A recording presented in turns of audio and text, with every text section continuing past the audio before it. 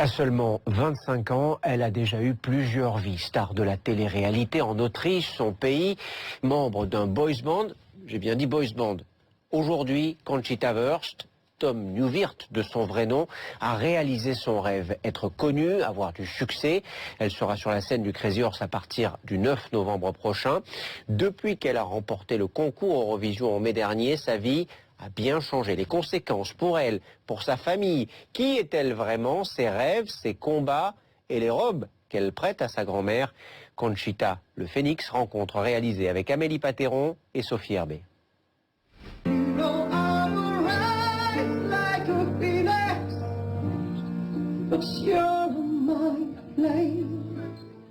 Conchita Wurst est l'une des sensations pop du moment.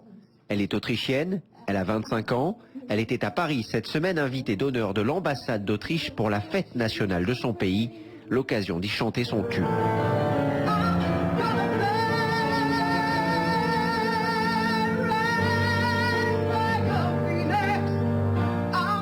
Mi-homme, mi-femme, elle fascine ou elle dérange.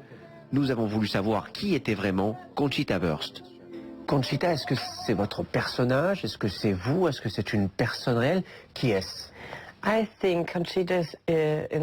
Je pense que Conchita est avant tout un personnage de scène. J'ai une vie privée en tant que Tom et je la protège. Et j'aime être un garçon efféminé. Mais j'aime aussi être un artiste drague. J'aime être une femme sur scène. Donc pour moi, Conchita est une vraie personne avec un brin de conte de fées. Est-ce que vous êtes opéré? Vous êtes un homme ou une femme? Biologiquement, je suis un homme. Tout ça est une illusion. Si les gens se demandent, est-ce que c'est une femme avec une barbe collée ou est-ce un homme dans une robe? S'ils se posent cette question, c'est que j'ai bien fait mon travail.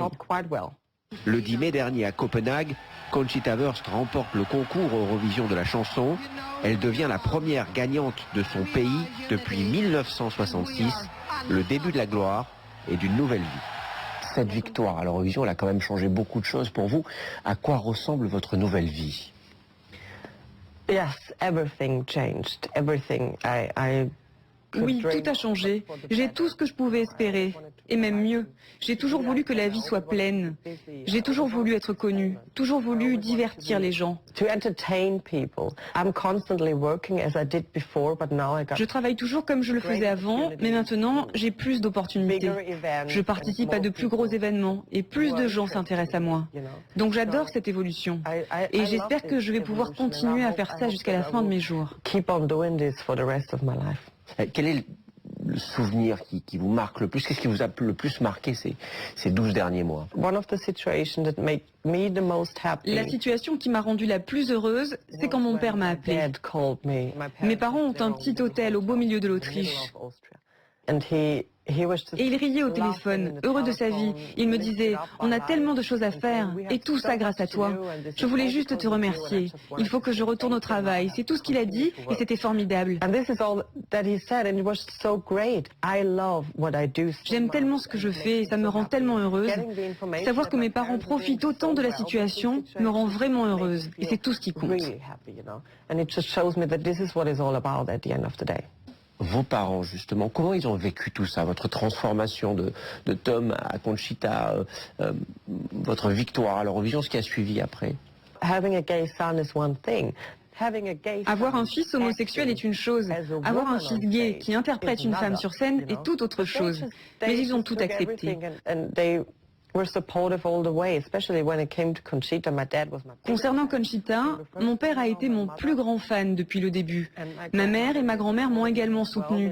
Elles avaient surtout un œil sur les robes. Ma mère me disait, tu ne les mets qu'une fois, n'est-ce pas? Donc tu peux me les donner. Vous partagez vos robes avec votre mère? Oui, je partage les robes avec ma mère et ma grand-mère. On fait la même taille.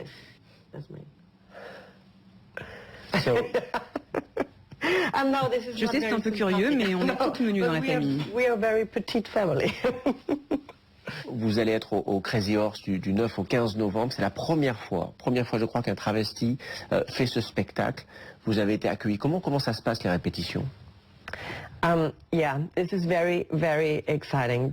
c'est très très excitant parce que je suis la première femme spéciale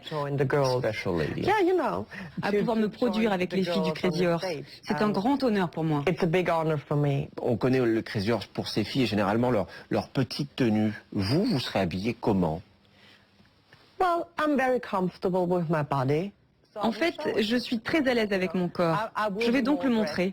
Je vais être un peu plus habillée que les autres filles dans la plupart des tableaux. Mais je pense qu'il faut être habillée de manière conséquente quand on danse au Crazy Horse. Et généralement, ça veut dire beaucoup de choses qui brillent et pas beaucoup de tissu. Vous êtes devenu, peut-être malgré vous, une sorte de symbole pour la communauté gay. Est-ce que c'est quelque chose qui est important pour vous? Je n'aime pas être considérée comme un modèle à suivre, parce que les gens se mettent à avoir des attentes. Et je pense que les attentes sont l'une des pires choses dans une vie, parce qu'on peut être vite déçu. Je peux juste promettre que je vais rester fidèle à mes croyances et que je dirai les choses tout haut quand les choses n'iront pas. Mais c'est juste mon opinion. Tant mieux si d'autres sont du même avis. Ça m'honore, mais je préfère qu'on me regarde comme une artiste avec des opinions. En France, il y a eu beaucoup de débats autour du mariage gay, par exemple, de l'adoption pour les couples homosexuels. Est-ce que ce sont des thématiques qui vous sont chères, qui sont importantes pour vous? Tu sais, je ne suis pas une politicienne. Je ne sais pas comment cela fonctionne. Je suis juste une citoyenne européenne. Et je ne comprends pas pourquoi on gaspille autant de temps, parce que pour moi, tout ça, c'est si simple. J'ai pas besoin qu'on discute de tout ça. Je veux juste des décisions. Et le fait même de devoir légiférer là-dessus me rend triste. Parce qu'on parle de droits de l'homme, on parle des choses les plus banales de la vie. Vivre et aimer en paix et en toute liberté. Pour moi, ils ont peur et ils ont vraiment du temps à perdre. Mais pour ceux qui vous aiment pas, qu'est-ce que vous leur dites? Honnêtement, je réagis de manière très impolie. Je m'en moque. Si je n'aime pas quelque chose, je ne perds pas mon temps à le regarder ou à en parler.